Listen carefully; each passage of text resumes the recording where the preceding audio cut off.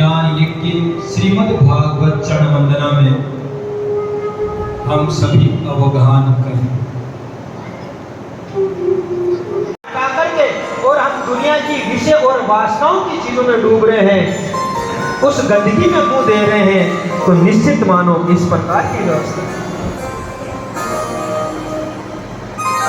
और किसी पर अलग अलग जगह जा रही है और कथा में हमारा ध्यान नहीं है, तो मान के चलो या तो हम पूर्व जन्म में श्वान थे या फिर अगले जन्म में हम कुत्ते बनने वाले। एक कुत्ते की आदत होती है, वो बैठा रहेगा ना तो वो चौकीदार बन के बैठा रहेगा, उसकी चारों तरफ दृष्टि रहेगी।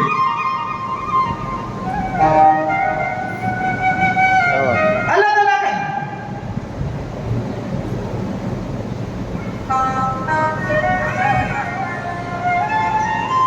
इसलिए हमेशा कथा में बहुत सारी सावधानियां रखना चाहिए। अपना अगला जन्म कैसा हो, अगर ये मनुष्य शरीर पाना है तो मात्र जो भगवान ने हमको दिया मानव जैसे क्या क्या करना है, जो नवदा भक्ति का स्वरूप है उसमें स्वर्ण भक्ति को आधार मान करके कथा में हम बैठ करके केवल और केवल कथा का रसास्वादन करें, तो भगवान कम से कम कुत्ता बिल्ली तो ना बनाए। कुत्ता बिल्ली तो ना, कथा ऐसी नहीं है, अवलोकन करने के लिए है। इसी के लिए श्रीमद् भागवत का प्रादुर्भाव है। तो मानव को क्या करना चाहिए? प्राप्त कर लिया तो निश्चित मानिए भगवत प्राप्ति निश्चित है। लेकिन हम बुरे कर्म करके क्या करेंगे? छुपाएंगे।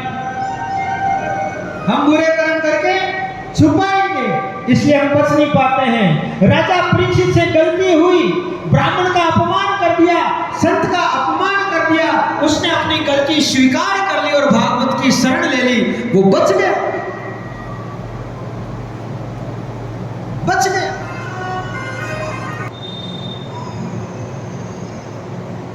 हर संकट से बचाने के लिए तो भगवान का स्वरूप सत्य है और उसी सत्य स्वरूप का निरूपण इसी श्रीमद् भागवत के भगवान का पहला स्वरूप क्या है? चित्त बोले तो प्रकाश। भगवान का कैसा स्वरूप है? प्रकाशमय। आज हमको तो इतना हर प्रकार की लाइटें वगैरह चाहिए, भगवान तो शुभ प्रकाश पुंज है। करोड़ों सूर्य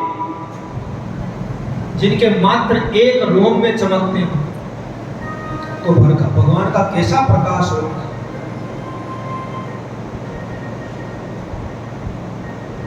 जो अंधकार से